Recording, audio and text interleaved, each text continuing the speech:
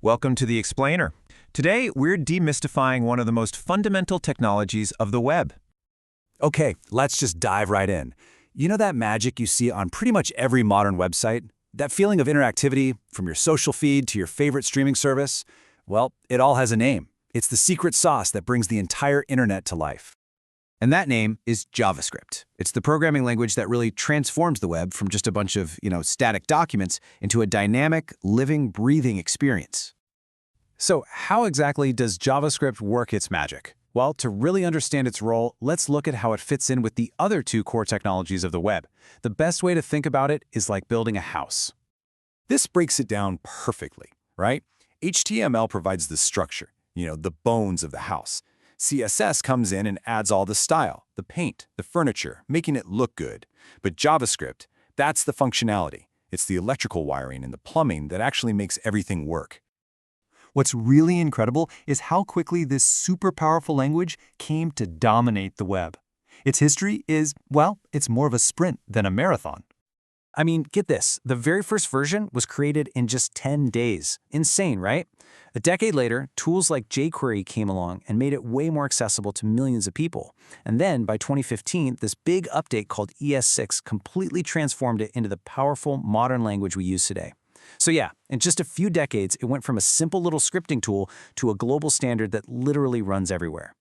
So I know what you might be thinking. This all sounds pretty complex, but honestly, getting started is surprisingly simple. You only need 3 free tools to begin your journey. Seriously, that's it. A code editor like VS Code, a web browser, which you already have, and a quick install of something called Node.js is all you need to get going. Okay, now let's tackle a common problem that stumps a lot of beginners, and it actually reveals a ton about how web browsers really work. It seems like such a simple question. Where do I put my JavaScript file? But trust me, the answer is absolutely crucial for your website's performance and, well, for it to even work at all. For years, developers had to make this annoying trade-off. Do you put the script up in the head and risk everything breaking, or do you stick it at the very end of the body and make your users wait, slowing the whole page down? So here's the problem. When the browser sees the script in the head, it literally stops everything else. It pauses building the page just to download and run that script. So if your script tries to interact with, say, a button that the browser hasn't even loaded yet, your code breaks. It's kind of like trying to talk to someone who isn't even in the room yet. Thankfully, we have a much better way now. We have 2 powerful little attributes that solve this entire problem, giving us both speed and reliability. Here's how they work. Both async and defer download the script without pausing the page load. But here's the key difference. Async runs the script the second it's ready, which can still interrupt things. Defer, on the other hand, waits until the entire page is loaded before it runs the script. So what's the big takeaway here? For your own code, defer is almost always the right choice. It's your safest bet. But here's where it gets really interesting. JavaScript's power goes way, way beyond just the browser. Thanks to a tool called Node.js, it's completely broken free.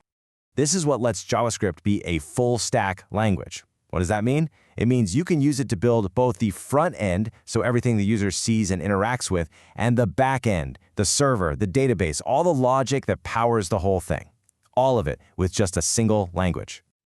And getting started is incredibly easy. You just write your JavaScript in a file, open up your computer's terminal, and type node followed by the file name. And that's it.